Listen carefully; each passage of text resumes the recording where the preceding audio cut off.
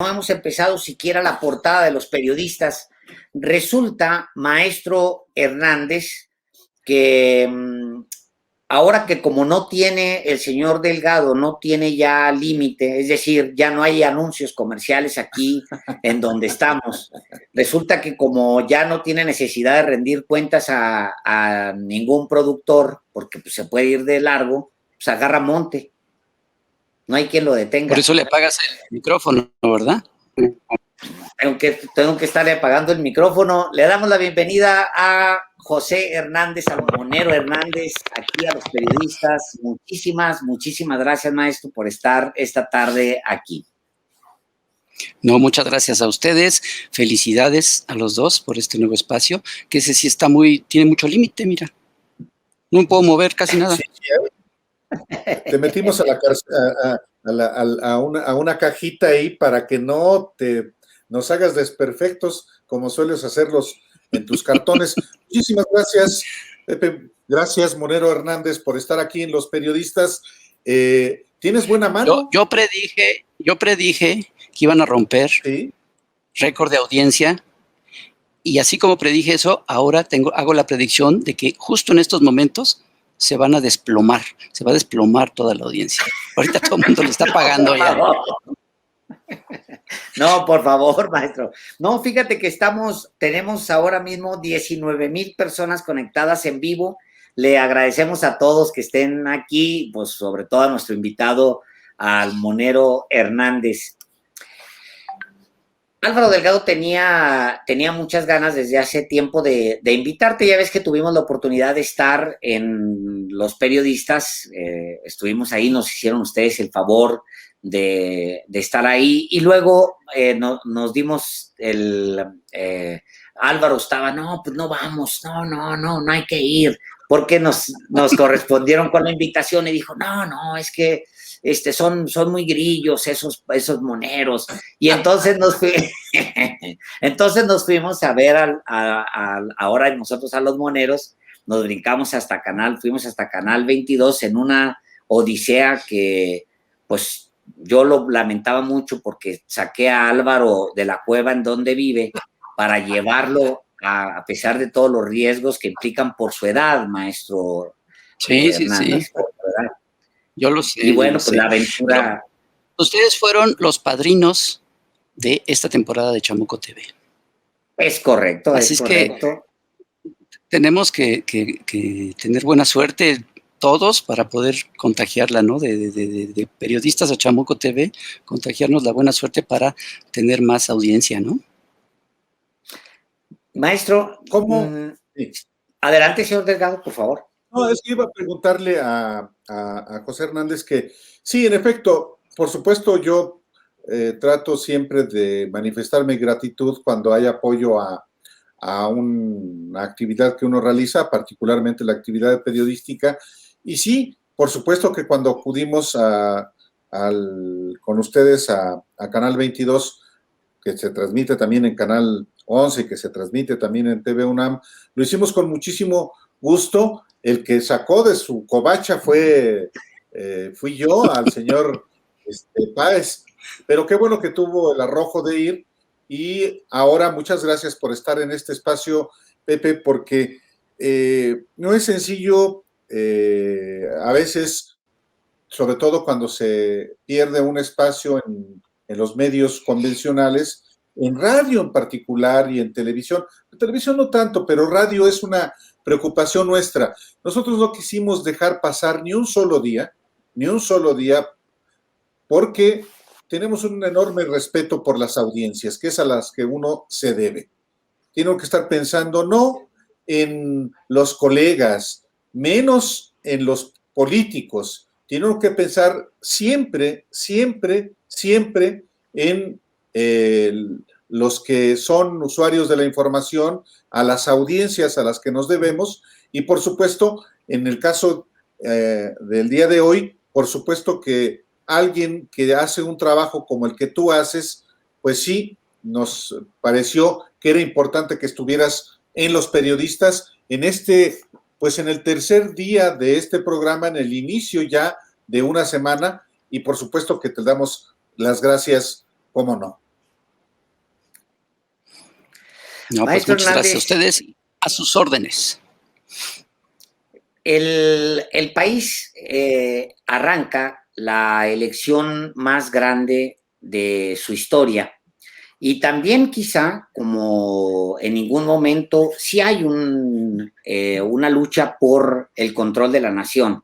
Literalmente es la lucha de poder que quizá no hemos visto, que se simuló, por ejemplo, en el 2000, que se simuló en el 2006, que se simuló, por supuesto. Bueno, ya no, en el 2012 ya no se simuló, ya fue una entrega del PAN, del gobierno de Felipe Calderón, entregar el poder al PRI. Ya era abierto, pues, no el coqueteo, sino una operación conjunta. Pero ahora mismo sí estamos viendo dos proyectos completamente distintos de nación. Todo lo que representa PRI, PAN, PRD, bueno, lo que resta, pues, de eso que algún día fue el PRD, y pues un grupo importante de empresarios y los intelectuales, que el presidente llama orgánicos. Yo diría que son más bien inorgánicos, pero bueno, orgánicos. Y pues sí, todo lo que representa el López Obradorismo. ¿Cómo ve alguien que tiene que estar buscando permanentemente, incluso en medio de lo que se está viviendo, cómo ve alguien como usted, maestro Hernández, el país? ¿Qué está pasando México? ¿Qué es lo que está viviendo México ahora mismo? Pues lo que estamos viviendo, como bien tú lo dices, es ya quitarse las caretas totalmente todos los actores de esto que estamos viviendo. Yo creo que una de dos. O estamos viendo cómo está en curso, en proceso, un intento de golpe blando por parte de una derecha que perdió el poder y que con el poder perdió muchísimos negocios y perdió muchísimos privilegios, o bien estamos frente a una derecha, la derecha mexicana, absolutamente respetuosa, responsable y respetuosa de la democracia, una derecha muy democrática, pero que por alguna razón extraña se están dando una serie de casos de manera espontánea que prefiguran perfectamente y al pie de la letra lo que son los golpes blandos. Porque si ustedes revisan las etapas de todos los golpes blandos, pues está sucediendo eso específicamente en México. Por ejemplo, uno de los primeros pasos, que además no son pasos que se den de manera ordenada uno tras otro, sino que pueden darse de manera simultánea. Uno de ellos es la promoción del descontento en la sociedad y una promoción de un clima de malestar con base en denuncias de casos de corrupción, no necesariamente con sustento real, y de una serie de noticias falsas. Y eso es lo que hemos estado viendo desde el 1 de diciembre del 2018. Y eso es lo que se arreció con la pandemia. De hecho, se han creado medios de comunicación expresamente para hacer eso. El canal Latinus está hecho expresamente para manipular y para desinformar y para crear este clima de descontento y de malestar. Recientemente Carlos Alarraqui creó su canal de YouTube específicamente para eso.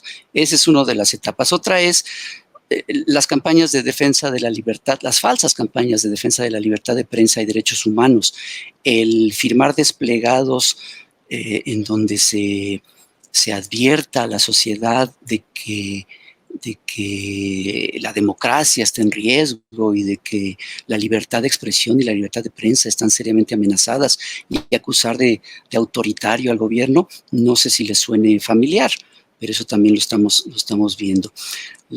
Otra etapa son las reivindicaciones, otra vez las falsas reivindicaciones políticas y sociales y manipulaciones de colectivos, el calentamiento de las calles, en fin, o sea, todas las etapas están sucediendo de manual, ¿no? Y les digo, una de dos, o la están aplicando esta derecha que se ve ya desesperada porque perdió el poder y no ve la manera de recuperarlo, y lo está llevando a cabo, o no, o estamos ante una derecha totalmente democrática, irresponsable y respetuosa, pero está sucediendo eso de manera espontánea, como un fenómeno social extraño, ¿no? No sé cuál crean ustedes que sea lo más probable. Hay circunstancias muy, muy parecidas a lo que ocurrió hace ya muchas décadas, en los 70. Así como la derecha habla de que López Obrador es Echeverría, bueno, la derecha está actuando como lo hizo durante el gobierno de Echeverría. Yo soy mucho menor que tú, Hernández, y mucho menor que Chávez Varela, pero he estudiado. Como 10 minutos menor nada más. Y en la década, en el sexenio de Echeverría, que es un hombre aborrecible, autoritario, y que no vamos a hacer, ni podríamos hacer jamás una apología de ese sexenio, pero en ese sexenio, ante ciertas conductas del gobierno de Echeverría, por ejemplo, los libros de texto gratuitos, hubo una campaña muy bien orquestada por parte no solo de un sector del PAN, el sector más asociado al fascismo, sino los grupos empresariales y particularmente desde Monterrey y desde Guadalajara. Y una campaña que tenía también como propósito difundir rumores. Yo me acuerdo perfectamente de algunos de ellos, como la esterilización, por ejemplo, de los niños, y cómo los libros de texto gratuitos contenían supuestamente una ideología comunista. A Echeverría se le asoció al comunismo por parte justamente de esa extrema derecha, no solamente partidaria, sino empresarial, y hasta dentro del propio gobierno que también había. Y entonces, así como veo que la extrema derecha, el conservadurismo, digamos, en general, asocia a López Obrador con Echeverría, pues están actuando como lo hicieron ante Echeverría, aunque haya circunstancias radicalmente distintas a la de entonces. ¿Tú recuerdas justamente ese tipo de elementos que hoy también son muy parecidos a los que mencionas?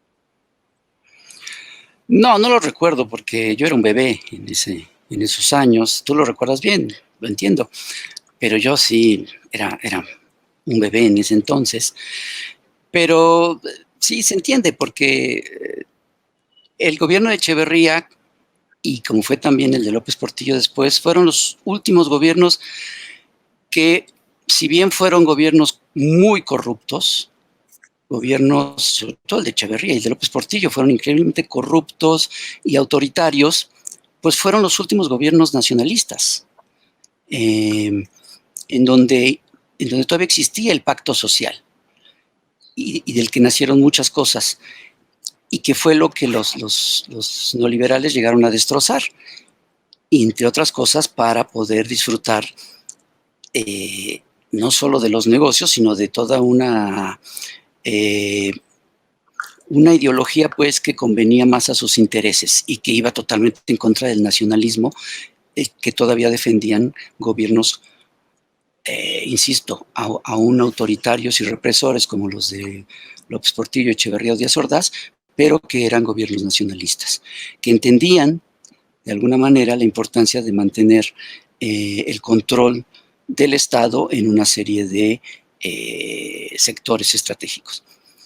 Llega el neoliberalismo y rompe con todo eso, pero esos fantasmas siguen, y porque además son fantasmas que funcionan mucho en un sector de la sociedad, y por supuesto que van a apelar a eso y a muchísimas otras cosas. Y lo que pasó lo que ha pasado en estos últimos años, lo que pasó en el 2018 principalmente, es que los partidos políticos cayeron en el total desprestigio, y perfectamente ganado además. Entonces ya están totalmente, se anulan ellos mismos, los políticos se anulan, el presidente del PAN, el presidente del PRI, ya no digamos el del PRD, están totalmente anulados. Entonces necesitaban que alguien les diera un poco de oxígeno, y ese alguien pues son los empresarios que se han agrupado alrededor de ellos, que se han agrupado dentro de medios de comunicación como es el Reforma, como es el Universal, y que se han dedicado ya no a hacer periodismo, sino a hacer política. Lo han intentado estos medios y han creado otros. Hace un momento mencionaba a Latinus y a la Raki, pero también lo han intentado con el País México, y recientemente con una cosa ahí rara que salió supuestamente con información de The Guardian, que se llama La Línea, se llama La Línea, que son las mismas voces, las mismas firmas, los mismos personajes diciendo lo mismo, y todos agrupados, reitero, no para hacer periodismo, sino para hacer política. Porque y además ahorita, estas campañas y esta elección es su última oportunidad de poder apoyar lo suficientemente el gobierno de López Obrador para lograr que termine y que no haya una continuación de este. Y se van a tomar de todo. Van a usar esos fantasmas que esa misma derecha usaba desde los 70s, y muchas más cosas que irán saliendo, ¿no? Y si ves cosas absolutamente ridículas como las consignas de la gente de Frena y cosas así. O sea, es un espectro de desinformación, de prejuicios, de racismo y de clasismo, y todos con este mismo fin. Sí. Le toca a Páez, Álvaro. Diga. No, ya no te preocupes, ya estoy acostumbrado a esto. Pero mira, pues apaga el micrófono, entonces. Sí, ¿no se oye, Álvaro? Ya. ¿Sí se está oyendo, Álvaro, o no? Claro que me estoy escuchando. Él se está oyendo. ¿Tú quieres? Ahora son los que pretenden silenciar. Esta elección. Sin embargo, en este proceso electoral, José, aunque efectivamente existe ese tipo de comportamientos, algunos quizá ilegales, otros claramente inmorales, finalmente también se está dando por los cauces institucionales. Se ha formalizado una coalición de partidos políticos antagónicos a la coalición que encabeza Morena y que liderea López Obrador. Se está debatiendo, se están señalando asuntos que le consideran absolutamente inaceptables a la oposición. Pues está avanzando, digamos, por la vía institucional. Hay que ver si el resultado de la elección del 5 de junio es acatado justamente por quienes hoy están haciendo los señalamientos de que el país está hecho pedazos. O sea, y esta elección, lo diría también así, tiene un carácter plebiscitario sobre el proyecto de López Obrador. Sí, totalmente. Y no solo sobre el proyecto de López Obrador, sino ahorita en la coyuntura que se dio en las últimas semanas, incluso puede ser incluso hasta una elección plebiscitaria en un tema muy específico que es la reforma energética. Sí. Se planteó así cuando se echa para atrás las pequeñas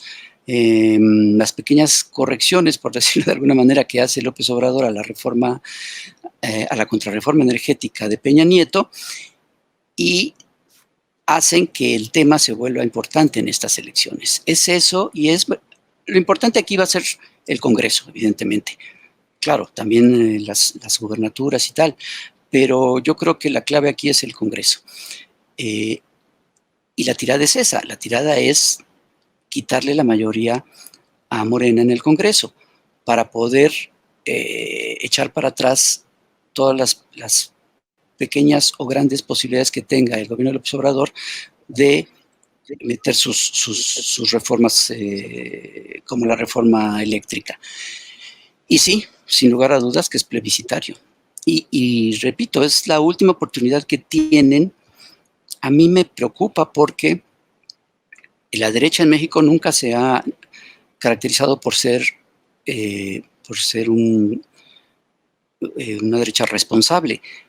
Ha sido muy irresponsable, fue muy irresponsable en el poder, en el manejo del poder, y ha sido muy responsable en la oposición. Y si esta, que es su última oportunidad de actuar, como tú dices, Álvaro, dentro de los cauces legales, entre comillas, porque finalmente están haciendo una serie de cosas alrededor de ello, que si no bien no son abiertamente ilegales, pues sí son absolutamente inmorales, pero es su última oportunidad de eso. Si no le sale, que no creo yo que le salga, porque, insisto, porque están demasiado desprestigiados, no solo ellos, no solo los políticos, sino todo ese amasijo de intereses que gobernaron durante 30 años, no sé a qué más van a estar dispuestos a hacer una vez que pasen las elecciones y que vean que sus objetivos no se lograron. Hay un video que siempre me conmovió mucho, un video, me conmovió para bien porque me ilustraba cosas. Un video de una chica que llora. Moriremos de hambre, dice ella en la elección del 2018. Justo cuando estaba la gente saliendo a votar, ella se suelta legítimamente llorando, no es algo, no sé si lo recuerden, es más, hasta vale la pena que si lo podemos poner por ahí, se los voy a agradecer, le digo a la producción, porque la chica legítimamente llora, porque ella cree que lo que viene es la hambruna en México, que todos nos vamos a morir de hambre, dice ella en algún momento. Digo legítimamente porque, pues obviamente, es muy joven ella, pero después de toda la información que ella ha recibido, piensa que se viene un momento duro para México. Y luego se había hablado, maestro Hernández, se ha hablado que llegando López Obrador, pues iba a privatizar empresas, también se iban a privatizar los bancos, la moneda se iba a devaluar, también iba a haber un incremento sustancial de deuda. Es este video que estamos viendo ahora mismo, que es de la elección, sale justo el día de la elección, porque ella está viendo. A ver, ponemos un poquitito de audio, Vamos a vivir como Venezuela, todos vamos a ser pobres y nos vamos a morir de hambre porque están votando por AMLO. Todos aquí, estoy harta. Niñas, vine a votar y estoy llorando y estoy muy triste porque todo el mundo está votando por AMLO y vamos a ser pobres todos por decisión propia y no lo puedo creer. Estoy asustada de que todos estén votando por AMLO y no, o sea, vamos a vivir como Venezuela, todos vamos a ser pobres y nos vamos a morir de hambre porque están votando por AMLO. Bueno, ahí está, la chica lo saca en el día de la votación y hay varios así, pero el tema ni siquiera lo satanizo porque legítimamente está llorando por algo que a ella se le ha inculcado que viene en camino, que es las empresas serán nacionalizadas, serán expropiadas, creo que dije ahorita privatizadas, pero en realidad al revés, que viene una gran devaluación, que va a faltar el papel de baño, quién sabe por qué hay esa obsesión siempre con el papel de baño, pero bueno, que va a faltar el papel de baño. ¿Cómo? ¿Por qué? Imagínate que faltara. Sí, no, de acuerdo, no. Es como el exceso. Ahora, todo esto para preguntarte, maestro Hernández, ¿es posible que una parte importante de la población esté realmente convencida, casi 3 años después de que se dio la votación, convencida de que ese proyecto que les dijeron que venía, que era la destrucción básicamente de México, que conscientemente crean que ese es el proyecto de López Obrador? Es decir, o ya tenemos una base importante de gente que piensa que pues no, es AMLO, punto, y ya, no me importa. Sí, no hubo devaluación y no hubo aumento de la deuda y no se cayó la bicicleta, como dice el propio López Obrador.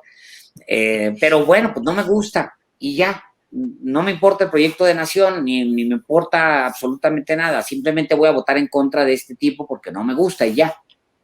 ¿Habremos llegado a ese momento? Yo creo que sí hay un sector, no te sé decir qué tan grande sea o qué tan pequeño, pero sí hay un sector que cree esto, como esta chica. Bueno, el otro día había una actriz de Televisa que tuiteó que el día de la elección también lloró en su casa, muy triste por lo que iba a pasar. Sí hay un sector que se cree esto, y es precisamente porque existe un gran sector de gente o bien muy desinformada, o bien con muchísimos prejuicios, o bien con muchísima ignorancia, el que se apuesta a la manipulación y a la desinformación. Cuando estuvieron en el poder apostaron a eso. Cuando estuvieron en el poder y manejaban la gran mayoría de los medios de comunicación, de los medios más importantes, de los medios electrónicos, o de la mayoría de los medios electrónicos, utilizaron la desinformación y la manipulación para seguirse imponiendo en el poder. Ahora en la oposición siguen controlando una buena parte de los medios de comunicación y siguen apostando a la desinformación y a la manipulación, porque le sigue funcionando, no ya como antes, pero sigue funcionando en un sector. La gente que iba a las marchas de Frena, pues uno veía las declaraciones que hacían, los comentarios que hacían, absoluta desinformación y absoluta ignorancia, y a eso apuestan. Ese es el gran aliado de estos poderes que siguen siendo muy poderosos, con la intención de controlar. Y a eso sí le sumas, pues, gente que auténticamente ve afectados sus intereses, y pues sí, no sé qué porcentaje de la población sea, pero yo quiero ser optimista y quiero pensar que sí ya hay un porcentaje mucho mayor que está muy consciente que el cambio era necesario y que a 3 años es imposible regresar a eso. O sea, es imposible no estar consciente de que es necesario mantener la posibilidad de algo distinto en 3 años frente a 30 años, o sea, 10 veces más de lo que se vio y de lo que ya se comprobó que fue terrible para el país. Ahora, tampoco se ayudan mucho ante justamente esta oposición que se ha articulado en torno a figurones o figurines del sector privado, los del enfrente. Me refiero a que en una elección en la que participan candidatos, partidos, pues hay también una serie de conductas que tampoco abonan a que la gente que, digamos, tenga una cierta reserva ante el gobierno o ante el partido, ante el gobierno de López Obrador o ante el partido de él, que es Morena, se definan a favor de ellos. Me refiero a esta serie de desencuentros, de pleitos internos, de falta de institucionalidad en ese partido político, y también ante la disputa bastante ríspida que, como es natural, también se da en política para disputarse un cargo, una posición, pero que llega a niveles también de primitivismo muchas veces por las facciones que están encontradas dentro de Morena, Monero Hernández. Es decir, Sí, tampoco hay grandes estadistas en Morena. No, y es terrible lo que hace Morena. La perredización de Morena lleva un impulso sorprendente. O sea, han logrado alcanzar los niveles que tenía, los niveles de descomposición que al PRD le costó más tiempo alcanzar. En buena medida porque es un partido que a los pocos años de nacer ya es un partido en el gobierno y es un partido mayoritario. Y se produce el mismo fenómeno que en otras partes del mundo, en donde cuando un movimiento llega al poder, se desgasta necesariamente, y en buena medida porque varios de sus elementos más importantes pues tienen que irse a gobernar, por lo tanto se desfonda ese partido. Y aparte, exacto, efectivamente, la dirigencia del partido pues no ha ayudado mucho. El pragmatismo que tienen, pues ya más que pragmatismo parece astigmatismo y cinismo rampante, y oportunismo sobre todo. Ahora que el PAN y el PRI están exhumando a sus cadáveres políticos como Fernández de Ceballos y como Krill y como Madrazo, yo creo que ahí el riesgo que hay es que Morena los vaya a ser candidatos, porque si son... están presentando cada candidato que sí da miedo. Pero yo creo que hay dos cosas que son un poco salvables. Una es que efectivamente hay decisiones populares, hay candidatos impresentables, pero hay una base militante muy importante y que sí está logrando obtener candidaturas. Una base militante muy combativa y muy actuante e inteligente. Esa es una. Y otra es que finalmente varios de los simpatizantes de López Obrador confían en López Obrador. Desconfían mucho de Morena, pero siguen confiando mucho en López Obrador. Claro. Y eso inevitablemente le va a ayudar al partido. Es posible que haya más movimiento López Obradorista que Morena.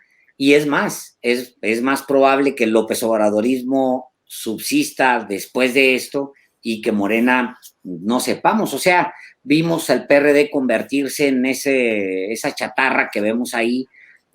Alguien nos decía en algún momento, esa venta de garage que tienen ahí los chuchos de lo que fue un partido político. Eso puede convertirse en Morena si al final pues el López Obradorismo supera a Morena y Morena no tiene la capacidad de captar al López Obradorismo y corromperse, porque al final todo eso es corrupción. Por eso, perdón Alejandro, por eso es importante la militancia. Y yo ahí creo que hay una buena parte de la militancia que sí vale mucho la pena. Es gente que ha estado no en un partido político, no estuvo en el PRD, muchos de ellos, pero sí estuvieron apoyando no solo a López Obrador, sino a Cuauhtémoc Cárdenas, incluso al EZLN, y a una serie de movimientos que vienen desde hace 30 años. Entonces yo creo que eso es lo realmente valioso de Morena, esa militancia, no los candidatos oportunistas que han estado llegando y que Mario Delgado les está abriendo la puerta de par en par, sino esa militancia. Maestro Hernández, teníamos muchas ganas de invitarlo a los periodistas en esta nueva época y se equivocó. Lamento decirle a usted que se equivocó. Casi el día de hoy tenemos un nuevo récord. Somos 22,213 personas conectadas en vivo. Usted pensaba que se iba a vaciar esta transmisión. No sucedió, por fortuna. Es que mi familia es muy numerosa. Y son tus bots. Además son los bots de Jesús Ramírez Cuevas. Ah, claro. Maestro, el Fisgón me mandó a todas sus granjas de bots que tiene el Fisgón, me las mandó para subir el rating. Exacto. Muchas gracias, José Hernández. Muchas gracias, Monero Hernández, por la oportunidad de charlar un rato aquí los periodistas. No, pues gracias a ustedes y espero que no sea la última y les mando una felicitación. Larga vida a los periodistas. Muchas gracias, maestro. Muchísimas gracias. Gracias.